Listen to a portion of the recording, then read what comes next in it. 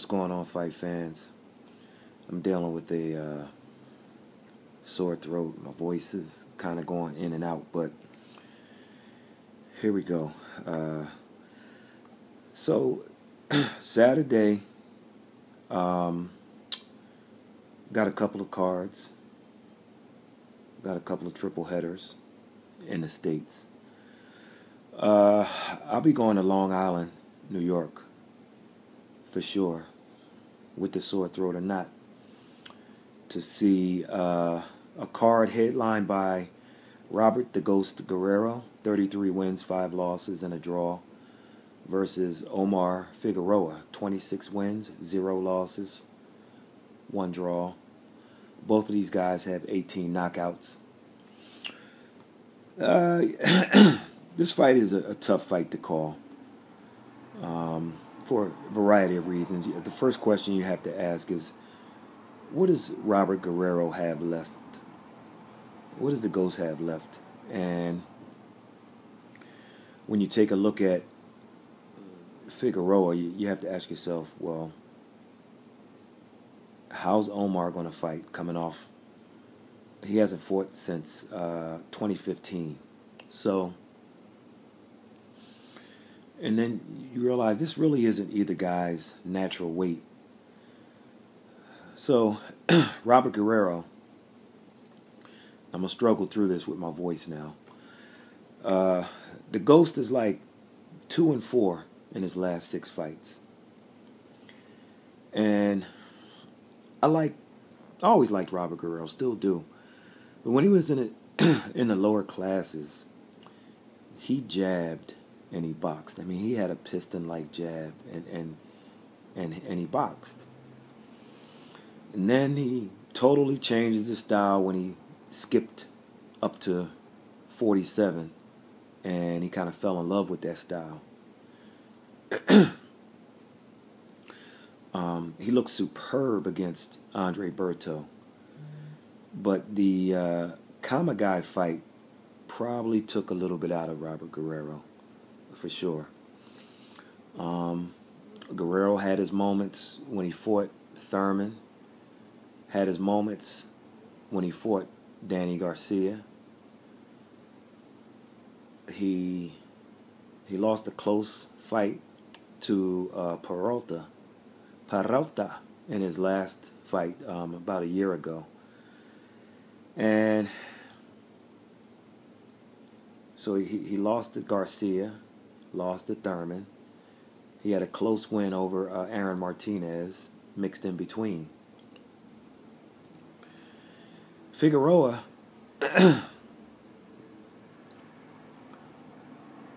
he fought Antonio DeMarco, and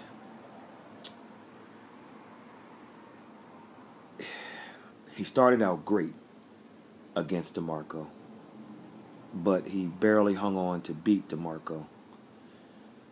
And that fight was at 151 pounds, even though Omar said he could make 140. And I tell you what, folks, if the fight wasn't in Texas, Figueroa's home state,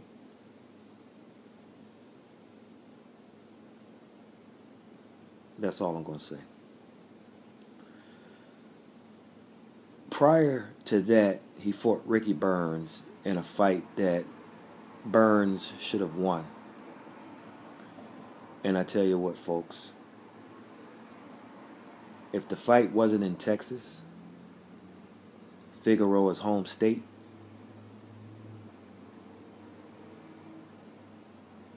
that's all I'm going to say. No. You know what? Let me add this, because it's my job to do it. One of the most corrupt judges in boxing, or referee/judge, he was the referee in this one, Lawrence Cole.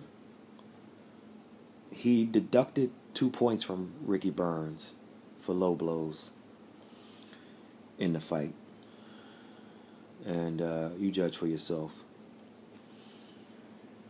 On top of that, the commission is run by Dickie the Dick Cole, who just so happens to be Lawrence Cole's father. Same Dickie Cole allows guys like Julio Cesar Chavez to leave the arena without a post-fight drug test. Yeah, that Dickie Cole, right.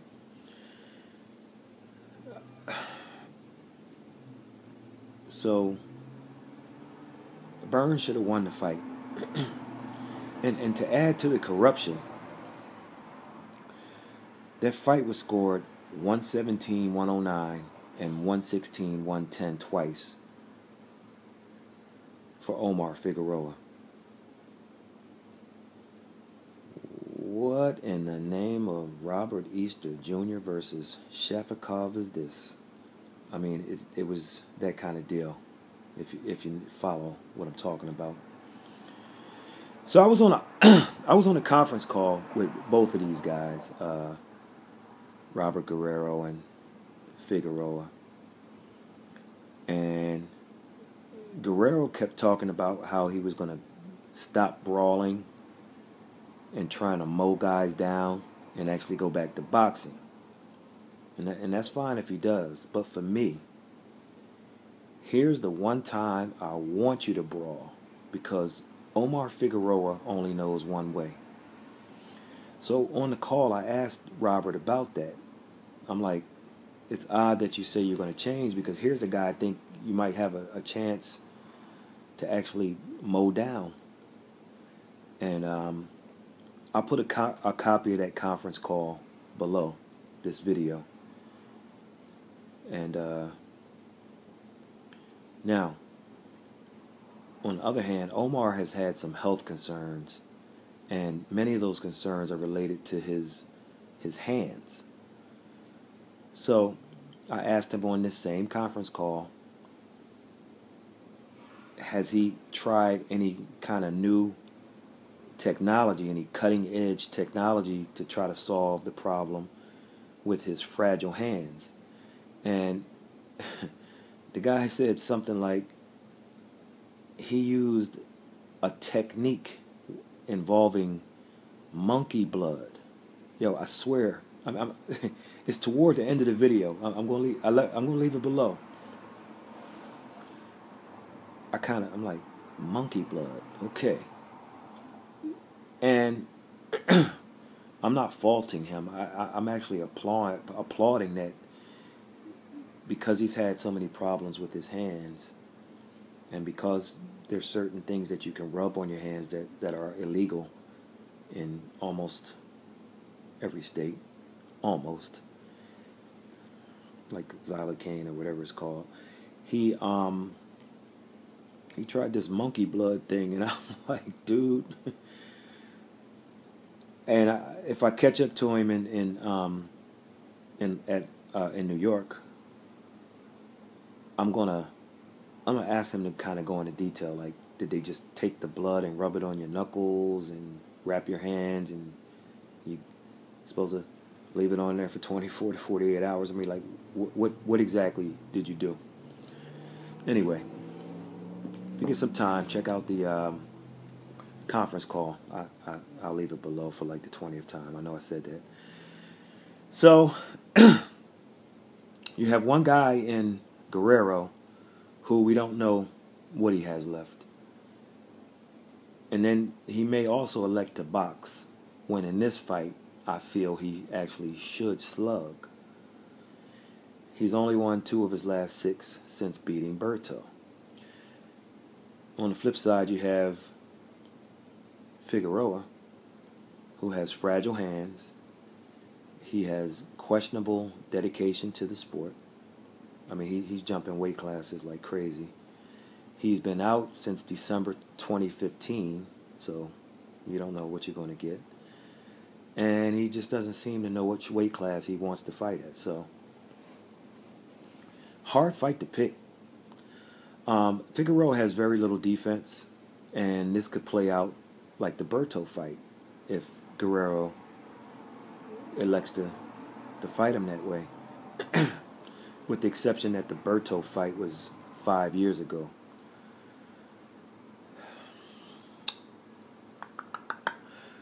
Robert Guerrero, you know what? Robert Guerrero needs a knockout in this fight. First of all, if he can't touch up a guy like Figueroa with his lack of defense, it might be time for the Ghost to call it a day.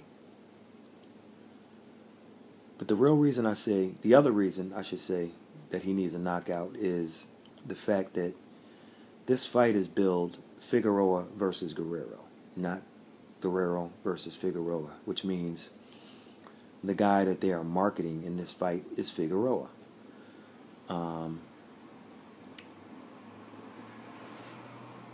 If the Ghost is going to change styles, I like him to go back to the boxing days and just pump that piston-like jab out there. Just keep putting that stick in Figueroa's face.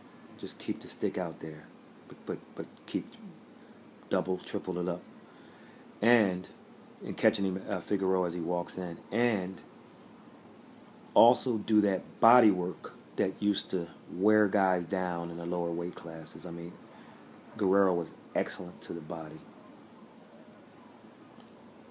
For Figueroa, he only knows one way, and he needs to use his younger legs and his high output to stay or to try to wear Guerrero out. This fight depends on what Guerrero has left. That's basically what this fight boils down to. What does Robert the Ghost Guerrero have left?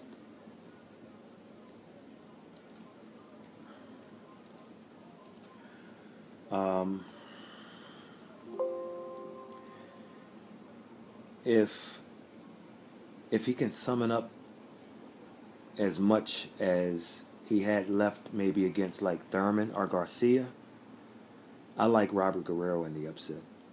If he has enough in the tank to summon up the energy he had versus Keith Thurman or even Danny Garcia, give me Robert Guerrero in the upset. However, I'm not sure what he has. I'm not sure he has it in him. And like I said, if it's close, it'll go to Omar. So Guerrero needs a knockout, in my opinion. Next up, one fight I'm excited to see is this all-New York matchup between Staten Island's Sir Marcus Browne, 19-0, 14 knockouts, versus Shawnee Monaghan, 28-0, 17 knockouts. Ladies and gentlemen, somebody's O's got to go. So, the crowd will definitely be there to support Shawnee because he's from Long Beach, Long Island. So the fight is in Long Island, whereas the kid Marcus Browne is from Staten Island. So he'll have his supporters, but it's going to be a Shawnee Monaghan crowd for sure. This card will be on Fox, by the way. 8 o'clock p.m. Eastern Time, this card will be on Fox. Shawnee has a style where he's going to keep coming forward no matter what you hit him with. He has a big right hand. He's got wins over Donovan George and Fulgencio Zuniga, Rico Saunders, Matt Vanda, and Elvir Mariki. Now, some of those guys were past it when he beat them, but he was able to pass those tests. Marcus Browne has Aaron Pryor, Cornelius White, Gabriel Campillo, and Radivoje Kalidic on his schedule. On his resume. The Kalidic fight was highly debatable victory for Marcus Browne. And he's also lucky that he wasn't disqualified in the fight after that with Thomas Top Dog Williams when he hit Williams after he was down. Because it was a foul for sure. And I'll if I find that, I'll leave that below also. Shawnee, he's limited with his arsenal, while Marcus Browne has a lot more tools in his toolbox to work with. Marcus is slick, he's a lefty, he has athleticism, he has power. He's the one type of opponent that I would have kept Shawnee away from at this point in his career. But if Shawnee watched the Kalidich fight, he knows that Marcus looked vulnerable in there. And Shawnee has that hammer. He got that fight-changing hammer. And he start putting that hammer on you, it's lights out. So he can land that at any moment. And if he studied how Kalidich timed Browne with his right hand, and if he can copy that execution, we'll have an upset, because I think Shawnee will end it if he catches Marcus with his right hand the right way.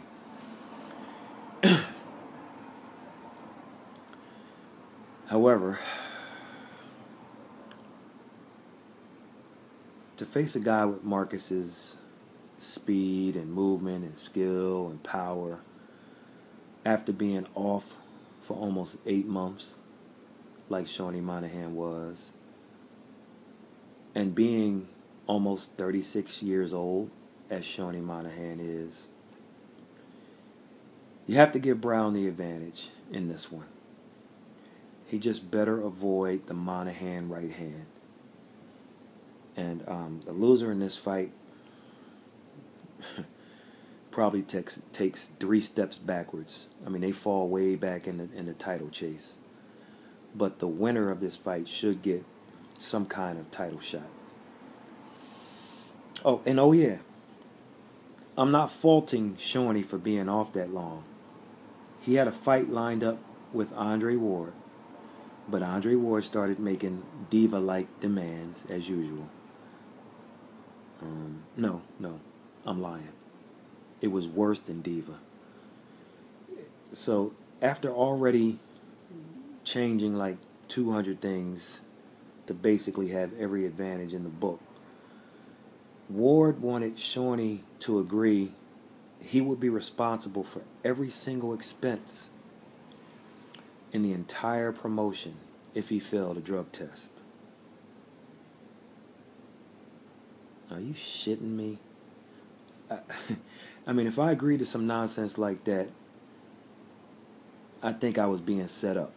I mean, I'd be scared to go out and eat anywhere, because figuring that they probably bribed somebody to inject my food with something, you know what I mean, that would show up illegally in a blood test. So, but get this, Shawnee actually agreed to it. He agreed, and the fight got scrapped anyway. This is why people don't like negotiating with Andre Ward. From what I hear, after he agreed to everything, then there was a price. They tried to lower the price on my man's purse, and that was the end of it. So, and Bob Arum had he had a piece of it too, saying pretty much Ward was out of his mind. Then, so I don't fault Shawnee for taking that long off, but it gets worse. Then Adonis Stevenson agrees to come to New York to fight Shawnee. But let me give you the ending of the story first. Floyd Mayweather will fight somewhere other than Las Vegas before Adonis Stevenson would leave Canada. Trust me. Well, anyway, so we had a fight. First, Stevenson was going to fight Joe Smith. It was set for April 29th in New York. Everything was a go. And then negotiations fell apart. So he negotiated with Shawnee. We got a fight April 29th. Then when it seemed like everything was set, the negotiations kind of changed up a little bit, took a while. So they pushed the date back to May 27th. Cool. We still got a fight. Shawnee was with it and probably would have taken less money than Joe Smith Jr. would have, because of who Smith just beat. So, May 27th, the new date. Negotiations still going on. And then Shawnee wakes up one day and reads that Stevenson was fighting Andres Fanfara on June 2nd in Canada.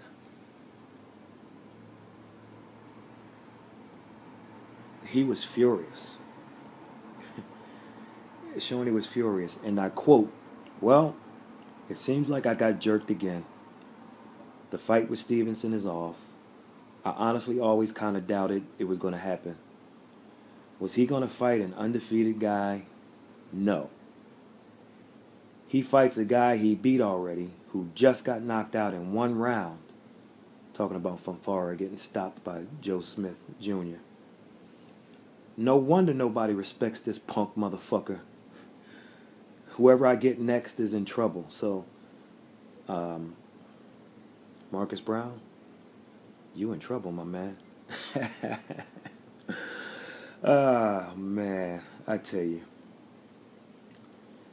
So, that's a good fight. Those two fights are very difficult to pick for different reasons. Anyway, so the premiere show starts at 8 o'clock p.m. Eastern. I think it goes to 10 maybe, or whatever, maybe 11. I don't know the times. I know I'll be there though.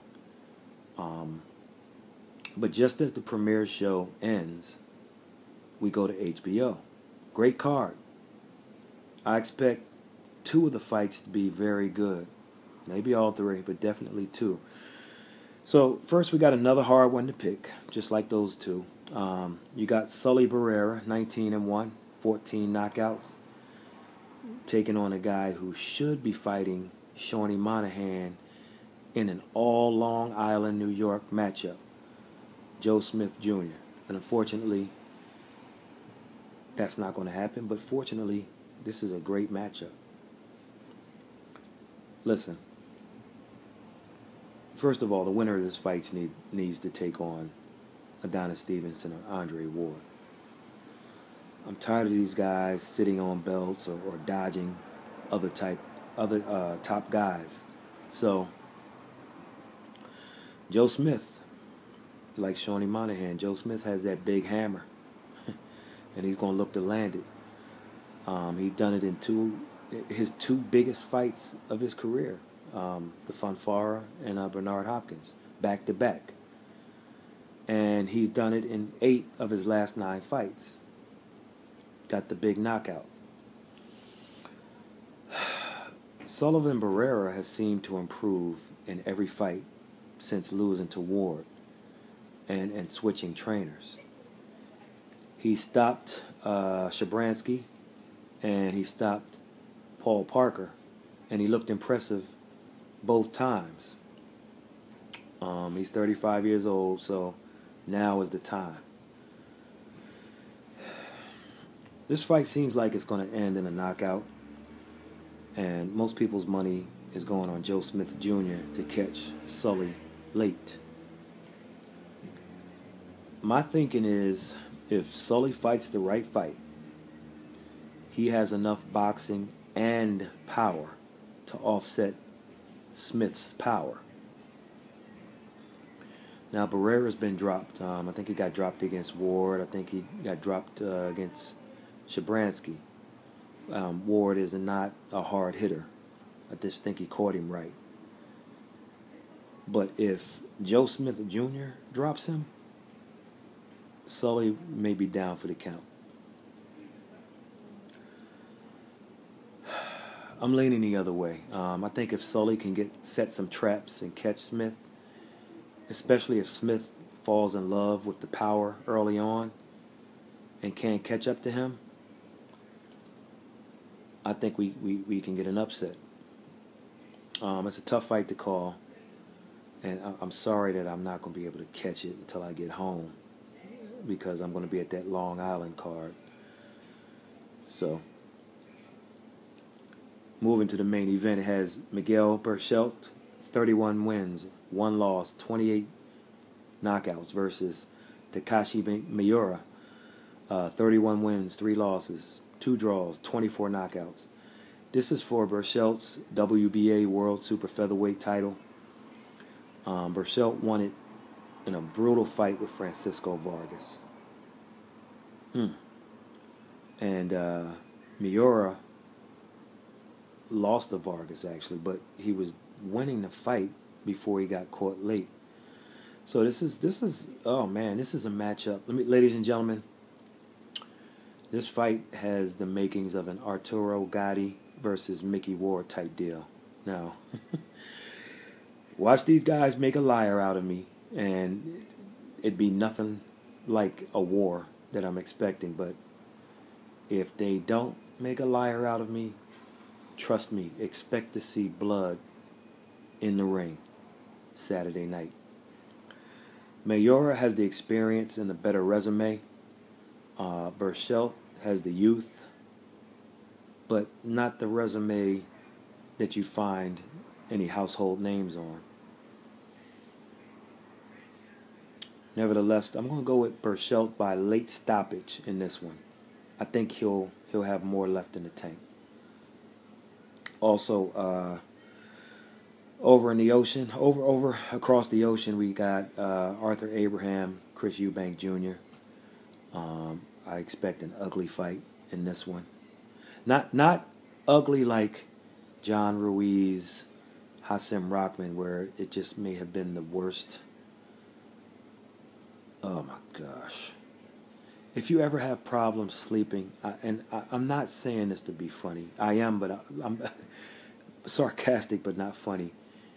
If you're ever having problems sleeping and your TV is in your bedroom